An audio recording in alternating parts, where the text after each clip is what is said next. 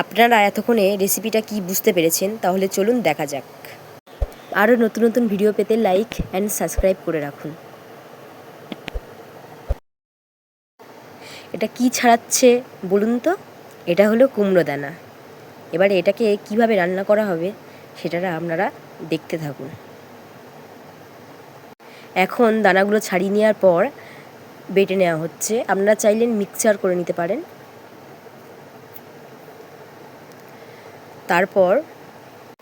তারপর একটু আদা বাটে নিচ্ছে।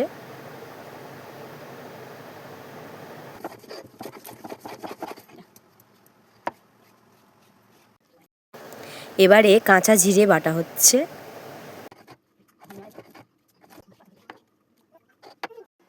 এবারে সেই দানা বাটার মধ্যে লঙ্কার গুঁড়ো, হলুদ গুঁড়ো, নুন আর কালো জিরে দেওয়া হলো।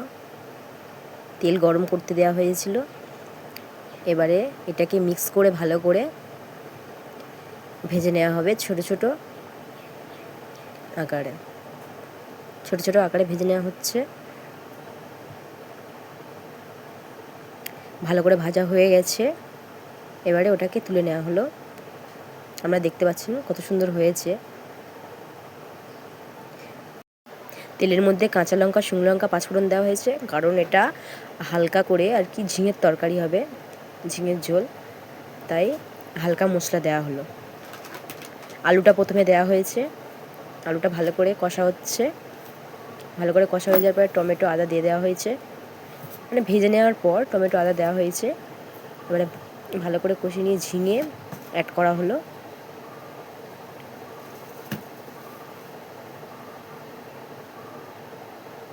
হলুদ,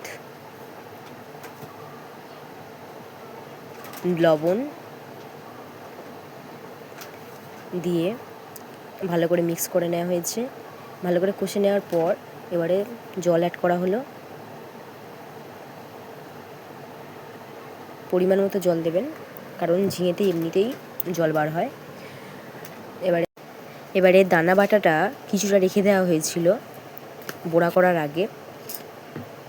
এবার সেগুলোই আর কি তরকারি যখন ফুটছিল সেই সময় দেওয়া হয়ে গেল।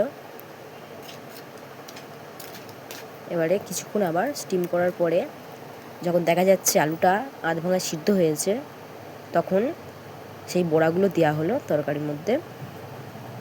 এবারে কিছুক্ষণ আবার স্টিম হবে। হয়ে যাওয়ার পরে আবার চেক করে নেওয়া হলো আলু সিদ্ধ হয়েছে। তার মধ্যে এবারে জিরে বাটা অ্যাড করে দেওয়া হয়েছিল। দেখুন আমাদের তরকারি হয়ে গেছে। হরে কৃষ্ণ, রাধে রাধে। রেসিপিটা নিশ্চয়ই ভালো লাগবে, আপনারা করে দেখবেন। আর এটা আমার নতুন চ্যানেল, আশা রাখবো আপনারা আমাকে সাহায্য করবেন এগিয়ে যেতে। এরকম ভিডিও পেতে সাবস্ক্রাইব করে রাখুন। রাধে রাধে।